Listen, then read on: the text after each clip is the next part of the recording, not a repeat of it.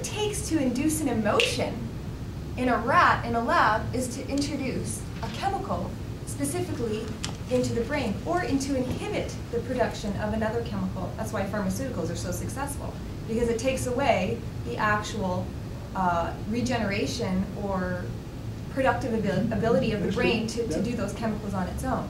So to me, in my mind, this is what the purpose is to take a population who's already suppressed, who's already taken out of their free will choices as sovereign men and women, and to keep them in a very easily controlled state, to keep them in a governed state, to keep them in a state where they are vulnerable, they need protection, and where they believe that to be true. And in a place where they cannot govern themselves, where they cannot make choices for themselves, where their sense of awareness and perception, Gwen GW, all in capitals, was established in the early 1900s, mid-1900s, and it's an ELF construct of frequency.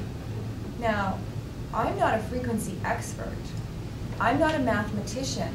I know someone who is, and scalar wave technology is something that was done by Tesla. Tesla's come up a few times, but there's other guys that have done it. As far as I know, from what I've researched, I wasn't there standing there to see these scientists taken aside and say, come with us, by the military. But as far as I know, that frequency technology has been kind of not very public. It's not public at all. Yeah.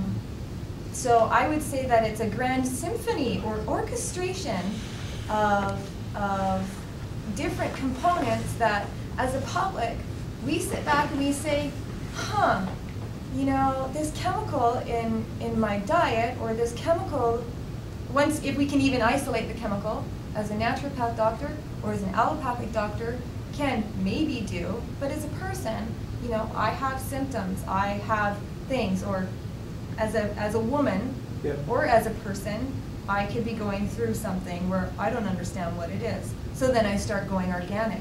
Then I start detoxifying. Then I start refining my diet, refining the water I drink, really trying to make my body as organic as possible. How organic can I be when I'm a fish in a fishbowl, and as soon as a chemical is introduced into the water that I breathe as a fish, the entire fishbowl and the entire aquarium is affected? How can I do that? That's my free will. To be clean, to be organic, to be as capable and conscionable over my free will and self-governance as I can be.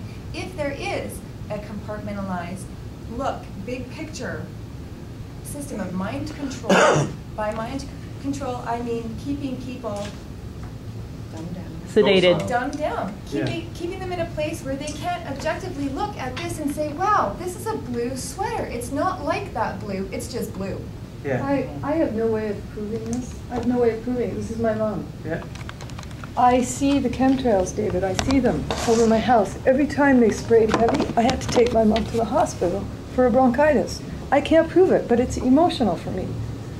I just wanted to add, we're looking for theories. We see causality. I agree with what she's saying, but you know, just for me personally, that I like to tell people to make it really simple is that you know, we underestimate the power of corporations and their money, and I think Monsanto.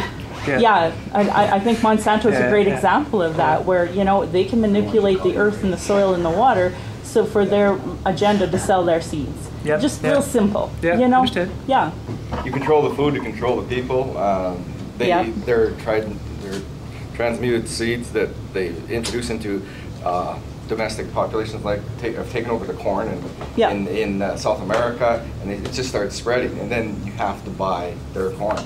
It's a different type of communism. It's like corporate communism. It's called corporatism. And I agree exactly with what she said there, and I'm really going to start wearing my tin hat that I need. I left mine at home. I left it at home. I had my cowboy hat done up and everything. New tin cowboy hats for Calgarians. I don't say that. I believe exactly what you're saying. And I believe that HARP can be used to actually transmit and activate the chemicals that are in our bodies and produce all kinds of reactions that are magnified 1,000,000 times. So you don't need these high doses. So if you have very small doses that are ingested, and then you can magnify it through the HARP system, which we don't even know. I mean, it's just possible. It's more than, everything's possible. I'd like to have her comment on this, because I think there's one useful thing to say, but Rob, do you want to say something first? Is it Rob? It's just a comment I have.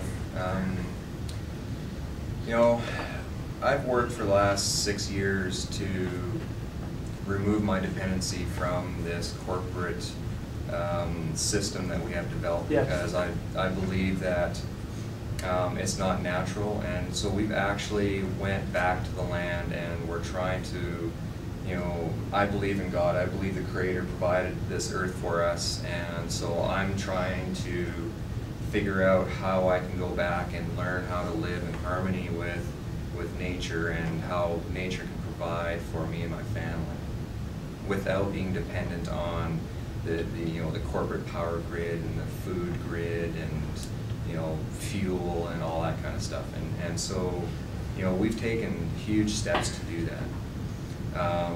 But the reality that I find is that I still have a relationship with everybody else, and I believe my life is all about my relationships. My relationship with my Creator, with myself, with you fine folks, and with my environment and my food. And for me, if I find other people are spraying things around without my consent, then I have a right to say, you know what, I don't consent to that. I believe that rather than trying to use our technology to fix the problem, I believe that we should look at within ourselves to find out that maybe there's something within ourselves that needs to be examined or evaluated to see what we're doing, because I think what's happening out here is a reflection of what's happening in here.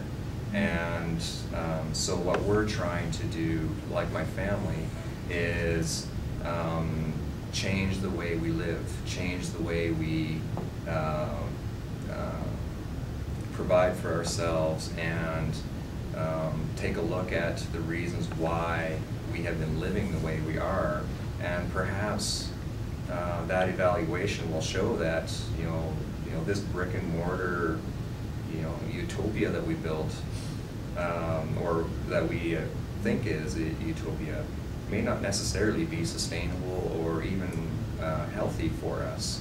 And so what I'm trying to do is I'm trying to go back to the land, and it bothers me that chemicals or industrial pollutants, and I'm not saying that there's chemtrails or anything like that. I don't know, but I do know that there are pollutants in the environment that do affect our ability to be healthy and live in harmony with nature.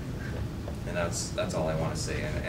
And I appreciate and I honor what everybody here is trying to do, because I think we're all going towards the same goal and path.